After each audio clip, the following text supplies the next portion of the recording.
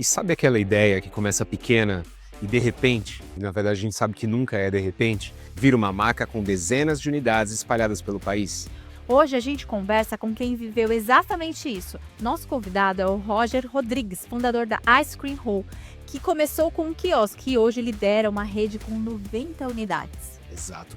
O papo hoje é sobre visão, estrutura, erros e acertos para transformar uma marca em franquia.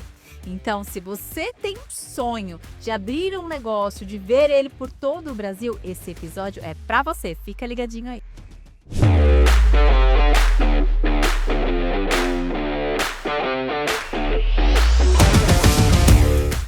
Olá, seja bem-vindo ao Seu Negócio, um bate-papo com quem entende de negócio. E hoje, mais uma vez nessa temporada sobre franquias, nós trouxemos um convidado muito especial, o Roger Alex, que é da franquia Ice Roll. O Roger, ele é natural de Campinas, ele teve a inspiração com seu pai, empreendedor, ele tem 37 anos. Ele se tornou tecnólogo de manutenção industrial com pós-graduação em gestão de projetos. Como ele viaja muito, ele teve uma inspiração com uma novidade, né? É um sorvete tailandês, que a gente chama de sorvete de rolinho. E o Roger já tem uma experiência aí bem vasta para passar para a gente, com 5 unidades próprias e mais de 90 unidades espalhadas aí pelo Brasil. Seja bem-vindo, Roger. Muito obrigado, agradeço muito essa oportunidade. Imagina, Roger, seja bem-vindo. E na verdade a gente quer saber como é que surgiu a ideia da marca e como foi essa sua relação com o propósito para você sair do seu CLT, que foi isso que a gente já entendeu, para tocar o seu negócio com esse crescimento tão exponencial em tão pouco tempo, né? Foi uma viagem, né, eu viajava muito no meu antigo trabalho, viajava para a China, tal, buscava projetos, novos projetos, e trazia aqui e implementava no Brasil, né, onde fazia o iPad. E aí, uma viagem de férias, eu fui lá, estava olhando ali nas ruas de Koh Phi Phi, na Tailândia, eu escutei o barulhinho de uma chapa batendo no metal, tal, me aproximei e eu tive o primeiro contato com o sorvete tailandês, né, isso em fevereiro de 2017. E aí eu tive a ideia de tentar trazer para o Brasil aquele método diferente de fazer sorvete. Que legal. Essa ideia já existia no Brasil? Você foi o pioneiro? Não, já tinha uns 2, 3 quiosquinhos espalhados, né, em outros locais, bem aleatórios, assim, mas era muito diferente, né, o conceito deles era muito diferente do que a Ice Roll hoje, Sim. né, eles usavam produtos, à base de leite mesmo, só leite, e aí misturava muita fruta, enfim, o processo era muito diferente, mas sim, era também feito na chapa. Legal. E a Ice Cream Roll, a gente falou que Ice Roll, né? Ice Roll, ela tem hoje 90 unidades, 5 próprias, 85 franqueados. Mas por que você decidiu fazer essa expansão e se tornar uma franchising? Como que foi esse passo a passo até chegar a ser uma franchise? Eu tive uma franquia de churros na época, né, há um tempão atrás, antes da Ice Roll, e aí eu entendi como era o conceito do franchise, né, até então eu não sabia nem que existia isso. Aí eu fui, entendi, fui atrás de conhecimento, achei muito interessante, porque você passa o seu know-how para outras pessoas administrar os negócios delas, né, e aí, na minha cabeça, né, na época fazia muito sentido isso. Falei: "Espera aí, eu vou estudar, eu vou entender o meu produto, o meu processo, e eu passo adiante", que é o que eu fazia no meu antigo emprego. Eu ia na China, buscava o processo e passava adiante para as pessoas que estavam fazendo. E aí eu uni o útil ao agradável, porque eu já tinha uma certa experiência. Falei: "Bom, eu vou fazer porque vai dar certo". E aí, felizmente Legal. deu. Olha, a gente que é contador, né, a gente também é empresário, a gente entende que os processos bem alinhados, a gente consegue delegar mais. E a franquia precisa de processo para você conseguir repassar a ideia. Aí você veio da área de projetos, mais na área tecnológica industrial e aplicou isso nas suas franquias, né, para poder replicar isso para outras pessoas, né? Tem muito a ver, né? Muito, muito. A gente olha de fora, parece que não, né, "Nossa, iPad com sorvete", não, mas são processos. Sim. São processos que a gente hoje, até hoje, eu ainda tenho que implementar muito processo na empresa, né, como fazer o sorvete, tem o sorvete de rolinho, tem o milkshake, então cada um tem um processo, aí a gente vai só replicando, né, faz o procedimento e passa adiante. Que E é o que a legal. gente tem falado com relação às franquias, que é justamente essa passagem de bastão com relação a processo. Então, muitas vezes dos empresários que vieram aqui, eles começaram o próprio negócio, sentiram todas as dores, depois iniciaram no mundo das franchises, né? E como foi essa situação para você alinhar esses processos? Porque acredito que você tenha tido um grande desafio, já fazia parte da sua área de atuação, digamos assim, mas você teve que começar a mapear tudo e desenhar dentro desse novo modelo de negócio, né? Sim, até hoje, né, acho que isso aí vai ser para sempre, a gente sofre com isso, né, porque, Pô, mudou uma receita, vai implementar um produto novo, a gente tem muito produto sazonal, né? Então agora inverno vai ter produto sazonal, a gente estava até agora de manhã fazendo testes e mais testes ali, mas o nosso contexto, né, de inverno é o quê? A gente trazer receitas que eu não tenho no meu cardápio ainda. Hoje já tenho fundi com sorvete, que são 3 rolinhos e tal, e no nosso contexto, trazer coisas que a gente ainda não tinha pensado. Por exemplo, né, um spoilerzinho, a gente está fazendo uma massa de waffle, que vai colocar com sorvete em cima, que eu tive esse insight, que eu fui uma viagem ano passado para a Europa, tá usando muito lá isso. O wafflezinho com um sorvetinho em cima, coloca um chocolate, fica delicioso. Um afogato também, que vai estar ficando sensacional a receita. Então, é isso. A gente tem sempre novos processos, estudando e indo atrás, depois o desafio é passar adiante, né? É ensinar o pessoal a fazer igual. Muito bom. Replicar e manter a qualidade. Manter a qualidade, exato. Tava falando muito disso agora há pouco, que é a situação da qualidade dos itens de produção, do sorvete, tudo isso é tratado de uma forma bem atenta, que você falou que come muito sorvete. Muito, todos os dias. Hoje é quando... Todas as receitas? Sim, hoje o waffle mesmo que eu tava testando, eu tenho que fazer, e não posso provar uma parte da receita. Eu tenho que tomar ela inteira, porque eu preciso entender como o cliente vai se sentir. Tá satisfeito? Tá muito cheio? Tá muito doce? Né? A gente tem que fazer um contexto ali, eu tenho que fazer o papel do cliente, no caso. E que você tem a sua dieta, que você falou ali, pra gente que a dieta durante o dia é regrada, né? Pra poder ter esse espaço. Com certeza. Mas a gente falando sobre a organização empresarial, tem alguma diferença entre você organizar suas próprias unidades e você ter essa organização empresarial para passar para os franqueados? Como que funciona essa divisão aí, essa separação? É muito diferente, né? Eu não consigo alimentar todos os atendentes de todas as minhas lojas, né? Alimentar de informação. Então, a gente tenta alimentar uma pessoa e essa pessoa, né, dissemina a informação entre eles ali. Sim, às vezes eu vou numa loja minha e eu faço muita visita, um atendente fala uma coisa que não está no programado do roteiro, né? E esse é um trabalho de manutenção rotineira, diária, né? É um trabalho contínuo. E a equipe que passa o know-how, o procedimento, as informações para os franqueados é outra. Então, o desafio é eu alimentar todo mundo com a mesma informação, né? Porque muda, o mercado muda, a tendência muda. Hoje em dia, eu vejo o atendimento, ele é prioritário, assim, pra gente, né? O atendimento bem feito, a certeza de ter uma venda bem feita é quase 100%. Né? Antigamente não era. Quando eu comecei, é o atendimento mesmo. Né? Hoje em dia, não, você tem que praticamente vender. Vende o seu produto porque ele tem opções melhores do que o seu concorrente, por exemplo. Você tem que saber explicar. Né? Então, antigamente não era assim, no começo não era. Então, o mercado muda e a gente tem que mudar junto. Muito bom. E a gente entra nessa situação de gestão também, né? Porque hoje você replica não só a situação das franquias, de padrão, mas tem toda a sistemática de gestão e de controle. Sim. E hoje, acredito que você seja parceiro da Omie também. Todas as suas franquias devam utilizar o mesmo sistema. E há uma padronização para pedido, para controle. A Omie, ela tá me ajudando muito na gestão do estoque financeiro. Né? A logística e o financeiro é a Omie que integrou. Né? Eu entrei na Omie faz 1 ano e meio, eu acho. Então, tá me ajudando muito nesse sentido. Eu acho que o próximo passo é a gente colocar ela nas lojas também, né? Em todas as franquias. Hoje eu uso muito ela para integrar logística e financeiro. E tá sendo uma baita mão na roda. Poxa, que legal. Agora eu queria que você explicasse um pouquinho pra gente quais foram as dificuldades que você teve para criar a sua marca. Porque você veio do CLT, você estava acostumado com projetos, mas criar uma marca do zero, né? Quais foram as dificuldades que você teve para poder conseguir fazer essa marca bem consolidada? Eu acho que eu tô num processo de consolidação da marca, tá? Eu acho que né, falar assim, hoje a marca está consolidada? Sim, ela é bem conhecida, né? Em São Paulo mesmo, quem não ouviu falar sorvete feito na chapa.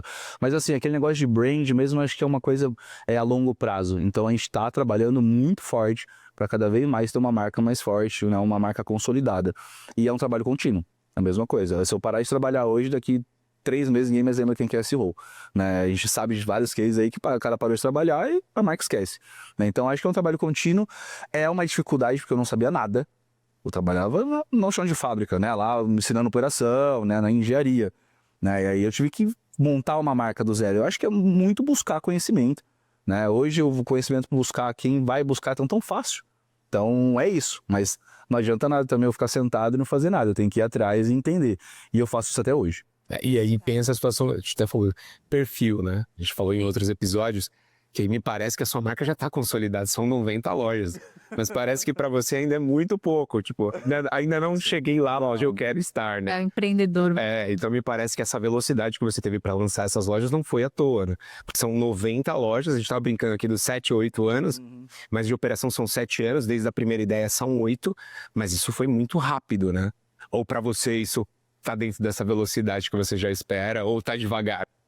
É que nem eu falei, as coisas mudam tão rápido, porque eu tenho lojas bonitas hoje, lojas muito bonitas, mas, por exemplo, a gente vai abrir mais uma loja própria nossa. Não desconstruir. Eu meio que reformei, eu refiz, né? Eu fiz um facelift na loja ali com outros agregados. Por exemplo, eu não usava o biscuit. Né? Legal, Até você falou, nossa, que legal. Sim, é uma tendência, a gente tá indo atrás de tendência. Então essa loja vai ter muito biscuit. É essa mutação que tem no comércio que a gente tem que acompanhar. Por isso que eu falo que é uma coisa que é construção, né? Então, sim, é uma marca muito legal hoje, só que dá pra melhorar. Sempre dá pra melhorar um pouco mais. Entendeu? E esse é um pensamento importante para quem é empreendedor, né? Não pode acomodar. Sempre buscar coisas novas, inspiração, mudança, porque o mercado muda, o comportamento das pessoas muda, então a nossa cabeça tem que mudar também para atender essas necessidades, né?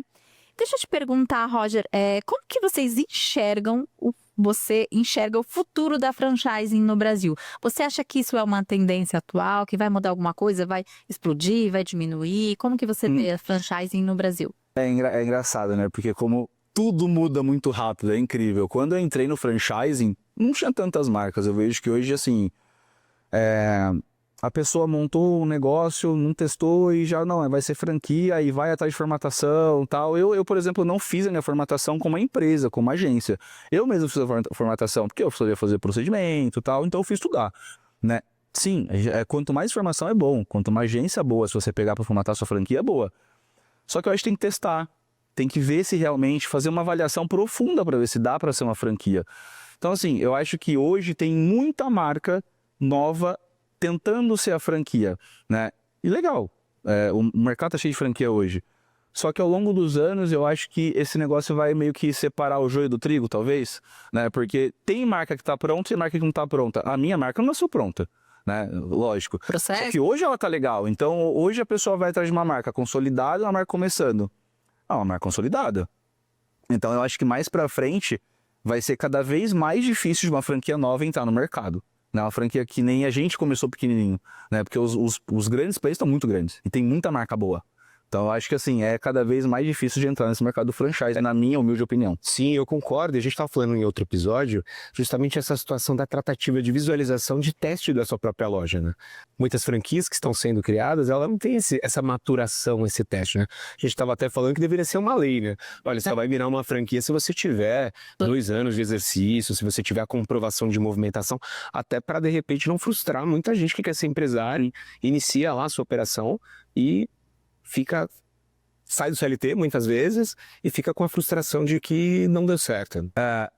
Quando eu comecei na franquia, tinha um teste, uma bafafá dessa lei, de ser somente após 2 anos de implementado que poderia ser uma franquia. Não sei se foi pra frente.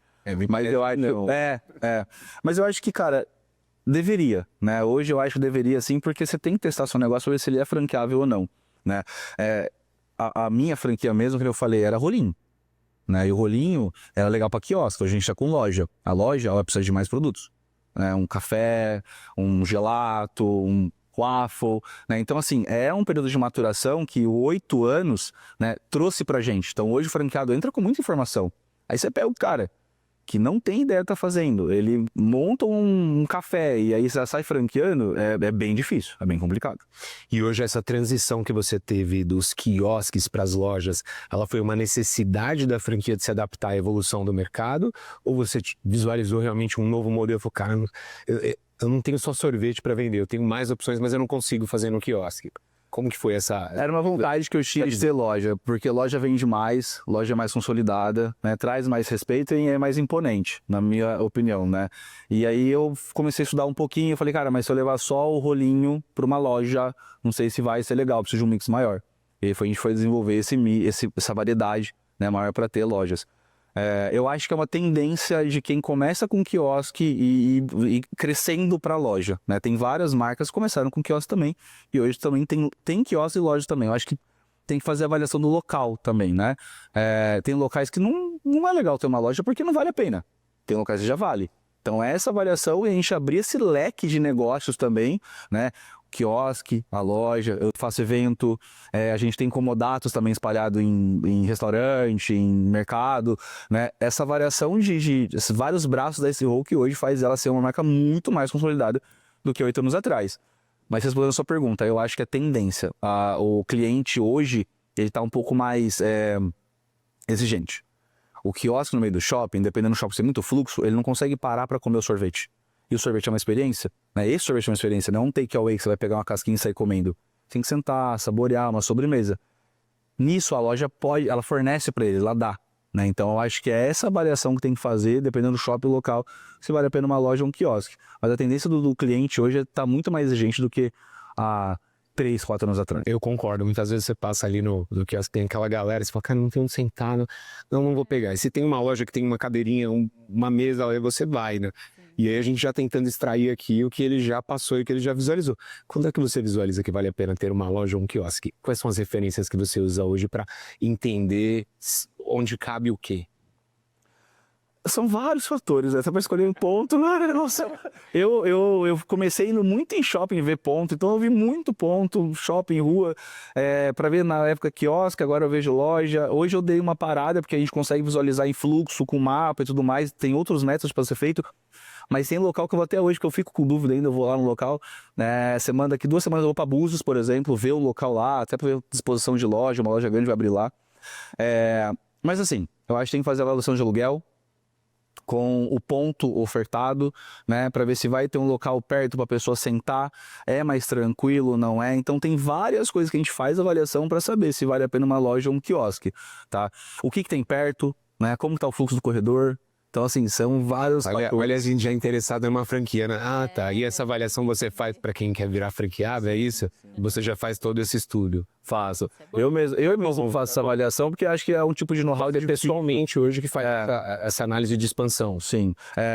O setor de prospecção, ele me traz todas as informações. Então, se eu acho necessário visitar fisicamente o local, eu vou também. No quadro Dica do Contador, a pergunta é para quem já tem uma ou mais unidades ou está virando um franqueador. Quando vale a pena pensar em uma holding? Se você está começando a escalar e pensa em abrir várias unidades ou estruturar uma rede de franquias, criar uma holding pode ser um bom passo estratégico. Exatamente, porque a holding ela permite separar patrimônio, proteger os ativos e facilitar a gestão tributária. Além disso, ela abre espaço para a entrada de sócios de uma forma muito mais simples, divisão da sociedade e até uma sucessão mais organizada. E você também pode reduzir a carga tributária em operações como distribuições de lucros, prestação de serviços entre empresas do mesmo grupo ou até investimento em novas unidades. E claro, não é para todo mundo, mas se a sua marca está crescendo e esse tipo de estrutura pode oferecer blindagem e inteligência fiscal, consulte um contador especializado antes de tomar essa decisão. Fica a dica: crescimento exige estrutura e com planejamento contábil, a sua expansão pode ser muito mais segura. Muito bom. E aí eu queria te perguntar qual que é o papel do franqueador, porque a impressão que se dá para quem vai comprar uma franquia que não tem uma experiência é que é um negócio pronto, que você tem lá todo o processo desenhado, você investe o dinheiro e toca o barco. Mas aí tem várias coisas que precisam ser tratadas. Tem a questão estratégica, operacional, tem a cultura. Então, o franqueador atua em quais áreas? Eu acho que a franqueadora, ela é muito responsável por desenvolver, né? Ela é responsável por deixar a marca mais forte, mais consolidada, né? A pessoa abrindo em tal cidade, se não está tão conhecida, você saber deixar conhecida a marca localmente e desenvolver produtos, né? Passar esse know-how, enfim, eu acho que a franqueadora é muito responsável por isso, né? Passar esse know-how adiante, ensinar o cara a fazer, deixar a marca forte também para que ele possa vender, que ele consiga vender, né? Para isso são vários fatores, para que possa vender são vários fatores que ele vai precisar aprender. Né? E o papel do franqueado é justamente seguir o que ele está pedindo, porque às vezes, claro que tem coisas na cidade específica que é diferente, então a gente estuda, entende que se vale a pena ou não mudar alguma coisa, e beleza, muda também, né? Implementa alguma coisa nova, enfim. Mas eu acho assim, tem que ter muito definido da franqueadora, qual o papel da franqueadora e do franqueado, Franqueador é isso, franqueado ele precisa seguir, né? Porque já foi testado. Às vezes a gente faz um sorvete, sei lá, vou dar um exemplo ali. Ó, vai uma concha por cima de chocolate derretido. Eu vou colocar 2. Não, já tá balanceado, já tá legal, a gente fez teste, se eu colocar 2 vai ficar muito enjoativo. Então, assim, é mais ou menos esse jogo de cintura que você tem que ter pra fazer que a pessoa do outro, na outra ponta, entenda o porquê que é assim e por que ela precisa seguir desse jeito. Então, acho que esses são os papéis que cada um precisa desenvolver na Extrema, você talvez como engenheiro, a extrema definição do processo. Essa vida segue o processo que a gente já testou. Né? Sim, e é engraçado porque tem unidades, né, que a gente fala assim, as estrelas da marca, né, os top 20% da marca, vamos colocar assim, os top 20%, são franqueados que já estão há muito tempo na rede. Né? Eles passaram aí esse boom da inauguração, eles entenderam o que eles tinham que fazer e aumentaram depois, eles vendem muito mais do que vendia antes. Né? São franqueados que entenderam como deve se trabalhar. Hoje a unidade que mais vende tem mais de 5 anos com franqueado. Né? É pessoas que aprenderam a seguir o processo, entenderam o porquê tem que seguir o processo e às vezes tocar o negócio, a loja dele, toca melhor que eu. Que tá tão ali, tão no beat, que ele já sabe fazer melhor do que eu. Hoje a minha preocupação é lá, eu tenho que saber tocar a loja, mas tem que também desenvolver produto, a gente tem que saber desenvolver, implementar as coisas e tudo mais. Então, assim, esse cara mesmo, essas pessoas que estão há mais tempo e já vendem muito, já estão muito consolidados, os top 20% que segue a risca o procedimento da franqueadora. Queria sair um pouquinho do roteiro. Minha curiosidade agora é com relação às viagens, Roger. Eu senti um pouco de empolgação do seu lado quando você fala o papel das viagens na criação de novos produtos. Isso realmente influencia? O que você sente em cada viagem que você vai? Você já vai buscando novas ideias? Qual é o papel das viagens nesse seu perfil empreendedor? Eu acho que a viagem é o famoso pensar fora da caixa. Né? Se eu tô na empresa, dentro da empresa, hoje eu tô buscando não ficar dentro da empresa, tá? Do escritório, não vou... Nossa, eu tento lá 2 vezes por semana, assim, claro, celular, dia inteiro, né? Mas por quê? Quanto mais fora você fica daquilo, você consegue ver outras coisas, né? E uma viagem, por exemplo, que eu faço, eu viajo muito no Brasil, e dentro do Brasil eu tenho muita ideia, né? Mas quando você vai pra fora, fica 15 dias fora, você deslinka tanto do seu negócio que aí você começa a olhar para as coisas diferentes. As coisas têm um brilho diferente. Aí é onde a sua criatividade começa a vir com mais força, né? Então, assim, se eu tô vendo só o rolinho, eu vou pensar só no rolinho. Agora, tá vendo aquele carinha ali recheado? Eu falei, tava viajando, eu falei, cara, churros, tal, mas por que eu não coloco o recheio dentro parecendo um churrinho, trufa de... Então, assim, são viagens, são essas... A hora que você tá com a cabeça mais fria, mais leve, que as ideias começam a vir com mais força, né? Então, por isso que eu gosto muito de viajar. Eu me obrigo a viajar, assim, porque a cabeça, ela roda mais, né? Ela tem muita mais ideia. E você tem ajudado a ter um dado aqui, né, uma pesquisa que, de acordo com os dados divulgados pela Associação Brasileira de Franchises, a ABF, o setor registrou um faturamento superior a 6,2 bilhões no ano passado. E representa um crescimento de 12% em média com relação ao mesmo período de 2023. E acredito que novos empreendedores como você, vou falar novo, não é tão novo assim, né, 7, 8 anos, mas novos empreendedores têm impulsionado esse mercado para realmente ter um padrão. E eu acredito que cada vez mais essa situação, acho que até do mercado, né? Acho que nunca se abriu tanta empresa no Brasil quanto se abriu nos últimos anos, né? Seja MEI, Simples Nacional, lucro presumido, e grande parte das pessoas realmente querem sair do mundo CLT e empreender, e aí seguir um padrão de franquia me parece ser um mais seguro, digamos assim. Concordo muito. É mais seguro porque você tem um know-how, né? É que nem eu falei, eu tive uma empresa de churros, lembra? Eu falei, então assim, É pra gente saber, né? Por que você saiu da empresa de... Não existe mais essa franquia. Acabou, não existe, imagina. Eu não sabia nada, né? E legal que eu entrei porque eu fui descobrir esse mundo novo. E assim, não tinha processo, enfim. A própria franquia não tinha processo. Você assumiu pra você como engenheiro deve ter ficado maluco, né? E não tinha esse negócio de implementar coisa nova, sabe? Chegava o verão, não tinha nada, o inverno não tinha nada. Então você vê que não tava indo adiante. Pô, por que você não fazia um churro salgado? Pô, o churro doce você não vai comer isso no dia, mas de repente o churro salgado, não frito, não sei lá. São ideias, né, que vem. E aí não tinha, então me frustrou muito. Mas como eu disse, é uma coisa que me ensinou demais. Né? Então, é mais por isso que talvez você tenha trazido a base do que não fazer, que é acho que por isso de tanta viagem, de tanta inovação, que essa situação me parece que você tem uma sede por novo. Isso é um problema também quando a gente pensa nesse perfil de ser mais arrojado, porque cada vez que você traz uma coisa nova, não é só para uma loja, né? Não. Você tem que ficar replicando. Ideia, replica. Ideia, replica. E aí já entramos em outro ponto, que é a situação de mão de obra, né? A gente estava falando sobre isso. E aí, essas suas ideias, como é que você tem feito para implementar isso de uma forma padronizada? Eu acho que a mão de obra tá, né? É um problema de todo mundo, a gente sabe disso. Eu acho que quanto mais você automatizar os seus processos e tudo mais, vai ser melhor, né? Mas no meu negócio não tem como, né? Faz na hora, é personalizado. Eu acho que a personalização é uma tendência, né? Tudo mais do mesmo, o pessoal já tá meio enjoado, então assim, você vê ser feito na hora e tal. É mais legal, mas também tem esse problema. Eu acho que você cuidar, A gente até falou em outro episódio que é o desafio, né? Porque você me parece ser o cara do desafio. Vamos colocar o chocolatinho em cima em desafio, né? Eu mesmo, hoje eu tava fazendo lá, a gente tava fazendo vários testes. E eu faço o AFO, eu tava lá, né, com a Lilian, eu faço, eu coloco a mão na massa porque eu quero entender como o cara vai se sentir na ponta fazendo depois, né? É muito difícil, não é, e tal. Eu acho que assim, é você tratar a galera, dar uma missão pra eles, entender que ali existe uma missão, né, de fazer o rolinho bem feito, o atendimento bem feito. Não é fácil, não vou falar que é fácil, contratar, não tá fácil, mas eu acho que quando você explica o porquê a pessoa tá ali, qual que é a função, o objetivo dela, eu acho que fica um pouquinho mais fácil, né? E você fazer bons líderes também, né? Eu acho que esse é um desafio muito forte, que aí, né, eu mesmo tô à frente ali desenvolvendo pessoas, para que as pessoas pensem igual a mim e elas entendam qual que é o objetivo da empresa, a visão da empresa, né? Ela ir trabalhar esperando o 5º dia útil e não é Pegar e legal, ela tem que viver, Né? Tem que ter um propósito. isso, exato.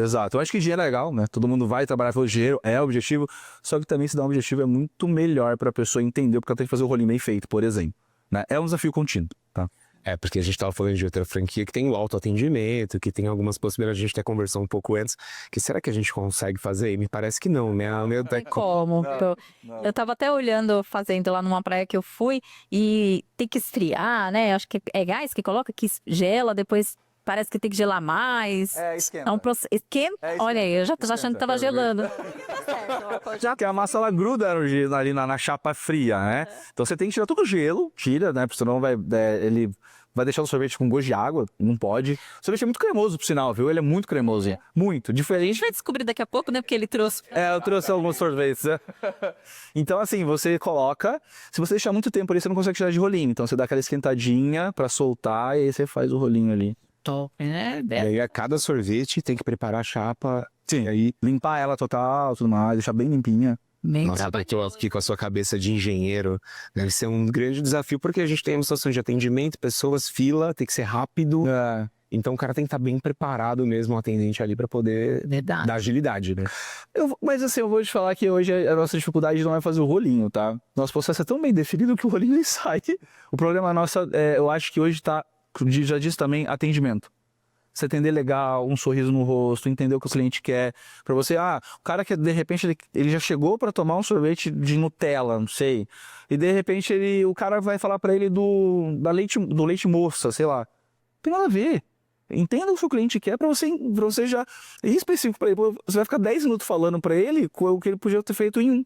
Então, assim, entender o que a pessoa quer, ter um atendimento mais personalizado, eu acho que é a dificuldade, né, de ensinar a galera a fazer isso. Acho que essa situação que você colocou do básico bem feito me faz muita bem melhor. falta hoje, porque dificilmente você vai em algum estabelecimento que alguém te atende te olhando no olho com um sorriso falando bom dia. Não, é dito e também. E quando tem, a gente até se surpreende, porque você responde com um sorriso. Sim, a gente tem a troca, né? Eu tive essa dificuldade hoje. A gente veio falando sobre isso no carro hoje. Eu tava com um atendente muito bom. E aí chegou uma outra atendente lá na nossa loja, 4 pessoas já, sabe, olhando a vitrine, assim, se eu quero esse e tal, ela, oi. Então, acabou essa pessoa. Deus, não, vamos, oi, tudo bem? E só que assim, ela não tá vendo que ela tá errando. Eu acho que também vai da gente ensinar. Sim, tem pontuar, olha, você precisa abrir um sorriso e tal. Eu acho que depende muito da gente de fora também conseguir pontuar e direcionar eles também. É um desafio padronizar o atendimento, né? Padronizar processo é uma coisa, para pessoas é mais difícil.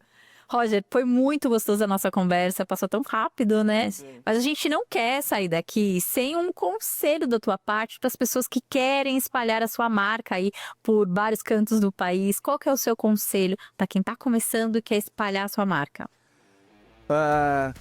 Nossa, parece tão clichê, mas cara, não desiste. Porque já teve tantos problemas no meio, né? Quando a gente lança, não dura 6 meses, não dura 1 ano. E cara, dá pra fazer. Se você acredita, se você acredita no seu negócio, se todo mundo acreditar, todo mundo já tinha feito. Se você acredita é porque é diferente. Então, de repente, se você acredita nesse negócio diferente, no futuro vai dar muito certo, né? Claro, inovação, resiliência, tudo isso tem que ter no meio do processo, não tem como. Mas se você acredita, vai atrás. E não escuta muito o que o outro fala, não. Porque, né, se o conselho fosse bom, a gente vendia, não dava. Exatamente. E se fosse fácil, todo mundo fazia. Tem que seguir mesmo, exatamente, né? Então, obrigado mesmo pela sua presença, né? Por passar todos esses insights. E olha, realmente, olhando aqui, parece ser muito de verdade. Parece. Então, obrigado aí por ter trazido, né? Trazido os sorvetes pra gente. Presentes que a gente vai experimentar daqui a pouco. Com certeza, daqui a pouquinho, né? Então, muito obrigado, né? Então a gente encerra o Deu Negócio. Espero que vocês tenham pegado vários insights, que vocês tenham descoberto como tornar a sua marca uma franquia de sucesso. Então até a próxima, o Deu Negócio fica por aqui. E não esqueça de nos seguir nas redes sociais, @DeuNegócio_OMIE.